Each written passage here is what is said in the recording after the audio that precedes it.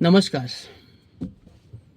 मैं Dinesh Patel, the founder of vision academy, आप सभी देशवासियों को होलिका दहन एवं होली की मेरी ओर से खूब खूब हार्दिक शुभकामनाएं. रंगों और उल्लास का पर्व यानी होली.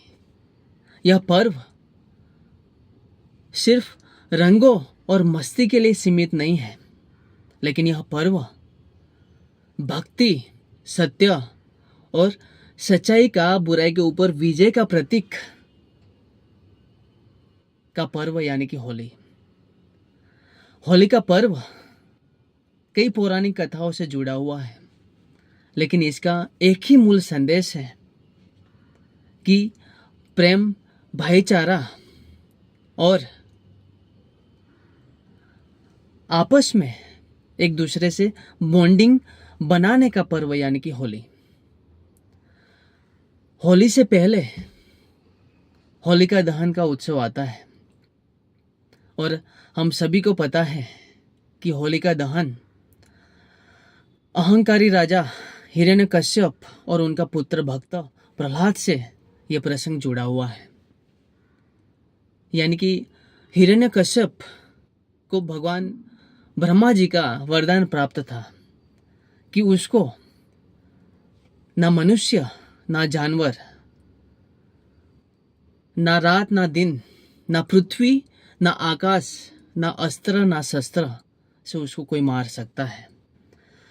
ब्रह्मा जी से ये वरदान प्राप्त करके वो अत्यंत क्रूर और अहंकारी बन जाता है और अपने पूरे राज्य में आदेश देता है कि आज से भगवान नारायण यानी कि विष्णु की कोई पूजा नहीं करेगा और उनको भगवान नहीं मान के सब मेरी पूजा करेगा और मुझे भगवान मानेंगे.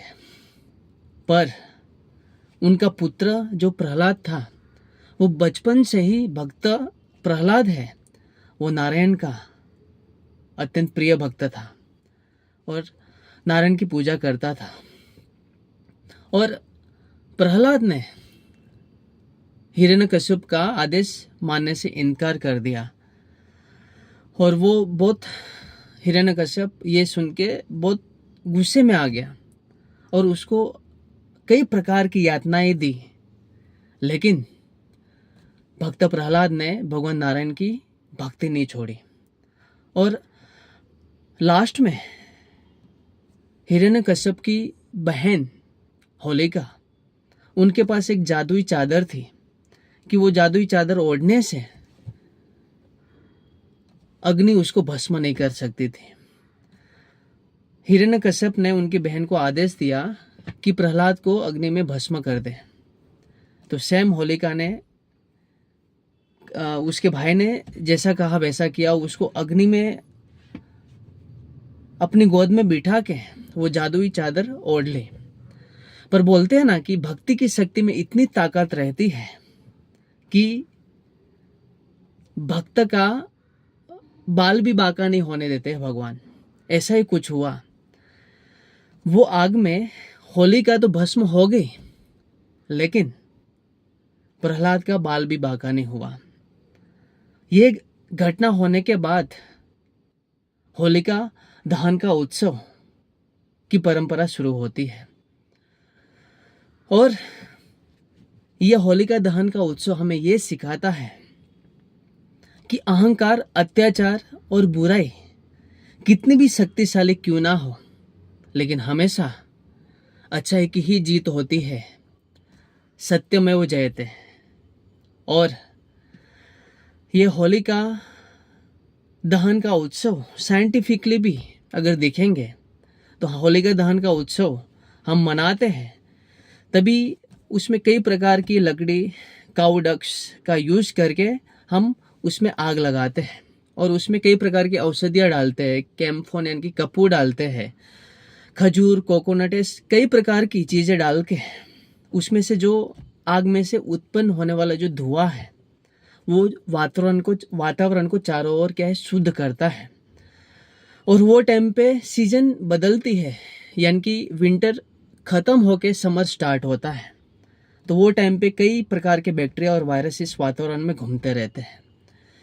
तो वो आग का धुआं वो डेंजरस वायरस और बैक्टीरिया को किल करने की सक्षमता रखता है। इसलिए हमारे ऋषियों ने यह उत्सव हमारी संस्कृति में दिया हुआ है।